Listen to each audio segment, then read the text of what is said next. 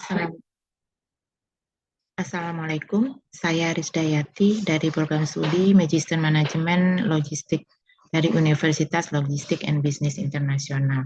Pada kesempatan ini saya akan memaparkan jawaban soal mid semester untuk mata kuliah kepabeanan dan ekspor impor. Soal yang pertama, studi kasus di PT Jadi Berkah. PT Jadi Berkah saat ini berkomunikasi dengan Yokohama Feed Corps untuk mengekspor 1.500 ton palm kernel expeller dari Pelabuhan Tanjung Priok, Jakarta menuju Yokohama, Jepang. Kedua pihak sepakat menggunakan Incoterms 2020.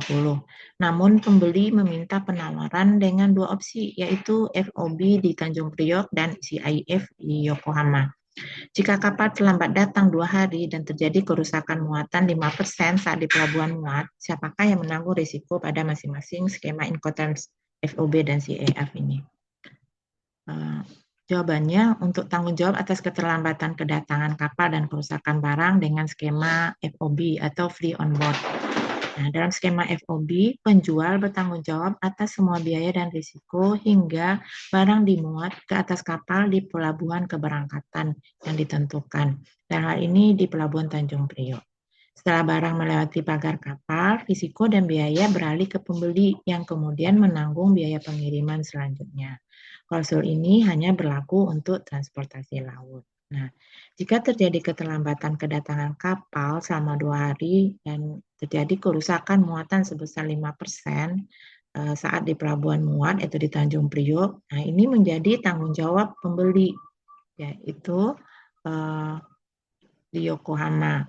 Pihak pembeli bisa berkoordinasi dan berkomunikasi dengan pemilik atau pengelola kapal dan pihak asuransi untuk mengcover risiko kerusakan barang.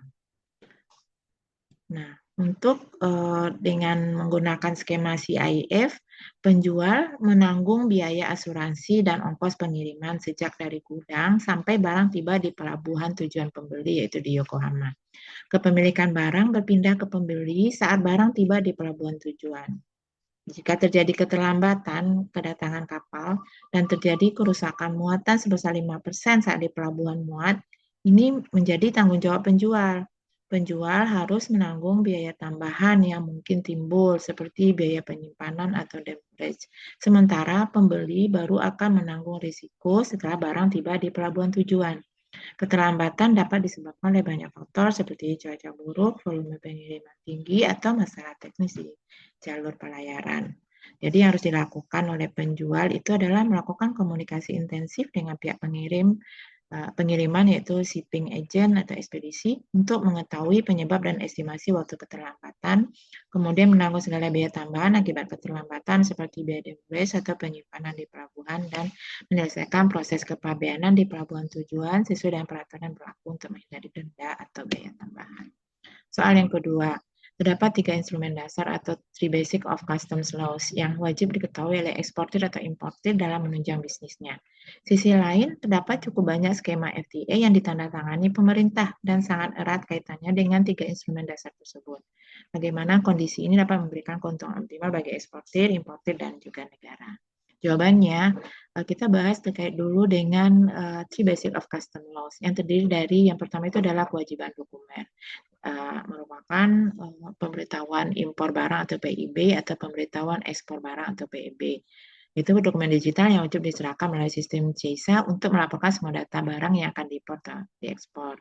Kemudian juga ada dokumen pelengkap pabean seperti invoice, packing list, bill of lading, dan airway bill. Kemudian ada nomor identitas kepabeanan atau NIK.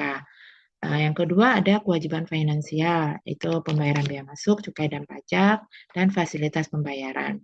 Yang ketiga ada instrumen larangan dan pembatasan atau lartas, mencakup pemenuhan izin dan juga jenis barang lartas. Nah, terkait dengan skema FTA atau Free Trade Agreement yang merupakan sistem atau mekanisme perjanjian perdagangan bebas yang bertujuan untuk mengurangi atau menghilangkan hambatan tarif dan non-tarif untuk memfasilitasi perdagangan antar negara anggota. Skema ini dapat berupa perjanjian bilateral atau multilateral. seperti yang dimiliki Indonesia dan berbagai negara mitra, contohnya ASEAN Trade in Goods Agreement, ASEAN China Free Trade Agreement, Regional Comprehensive Economic Partnership, Indonesia-Japan Economic Partnership Agreement, Indonesia-Austria Comprehensive Economic Partnership Agreement. Nah, skema FTA ini memberikan manfaat bagi importir dan eksportir dan juga bagi negara.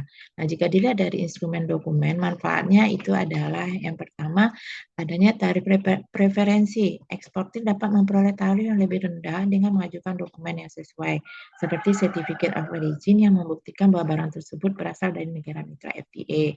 Kemudian mendapatkan manfaat pengurangan hambatan non-tarif, yaitu membantu menghilangkan atau mengurangi hambatan non-tarif seperti kuota yang disahkan melalui dokumen dan prosedur tertentu, sehingga mempermudah proses ekspor impor. Kemudian penyederhanaan prosedur kepabeanan dapat mengarah pada harmonisasi regulasi dan penyederhanaan prosedur kepabeanan yang membuat proses pengajuan dokumen menjadi lebih cepat dan efisien. Kemudian manfaat berikutnya adalah dokumentasi menjadi terstruktur. Adanya FTA menyediakan kerangka hukum dan regulasi yang jelas untuk dokumen ekspor impor sehingga lebih terorganisir dan memudahkan kelancaran logistik. Kemudian kemanfaatan FTA dari instrumen kewajiban finansial itu pertama itu pengurangan biaya impor, itu dengan penghapusan tarif impor membuat bahan baku dan barang jadi lebih murah yang dapat menurunkan biaya produksi dan harga jual di pasar. Kemudian peningkatan daya saing ekspor, tarif preferensi, membuat produk lokal lebih kompetitif di pasar internasional, mendorong peningkatan ekspor. Kemudian akses pasar yang lebih luas. Negara anggota FTA dapat menjangkau pasar yang lebih besar di negara mitra sehingga meningkatkan peluang ekspor dan pertumbuhan ekonomi. Peningkatan efisiensi dan inovasi, persaingan lebih terbuka mendorong pelaku usaha untuk meningkatkan efisiensi dan berinovasi untuk bersaing di pasar global. Penciptaan transaksi dagang baru dapat menciptakan peluang perdagangan baru antar negara anggota yang sebelumnya tidak ada.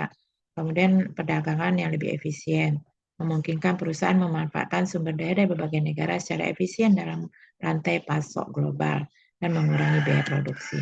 Kemudian jika ditinjau dari instrumen atasnya, manfaat itu adalah mengurangi hambatan non-tarif, yaitu dengan memberikan kemudahan akses pasar, kemudian adanya penyederhanaan prosedur. Perjanjian ini juga dapat menyederhanakan prosedur perdagangan lainnya yang secara tidak langsung berkaitan dengan larangan dan pembatasan, sehingga mempercepat proses masuknya barang ke pasar negara mitra. Manfaat yang kedua itu memberikan keuntungan kompetitif berupa menghindari tarif khusus, yaitu dengan penggunaan Certificate of Origin, non-preferensi, eksportir dapat menghindari pengenaan tarif seperti anti-dumping duties atau safeguard measures yang merupakan bentuk larangan atau pembatasan yang lebih ketat. Kemudian dapat meningkatkan daya saing, yaitu produk domestik menjadi lebih kompetitif karena biaya impor bahan baku lebih murah, sehingga industri dalam negeri tidak terlalu tertekan oleh produk impor. Yang ketiga, menjadi alat kebijakan strategis bagi negara. Dengan adanya FTA memungkinkan negara untuk terus menegakkan larangan dan pembatasan untuk barang-barang yang berbahaya atau berpotensi merugikan seperti produk berbahaya atau barang yang cacat sesuai dengan prinsip perlindungan kepentingan nasional. Kemudian negara bisa mengatur standar produk dan melindungi konsumen tanpa menghentikan perdagangan yang menjadi bagian penting dari kebijakan pemerintah. Demikian paparan dari kami. Terima kasih. Assalamualaikum warahmatullahi wabarakatuh.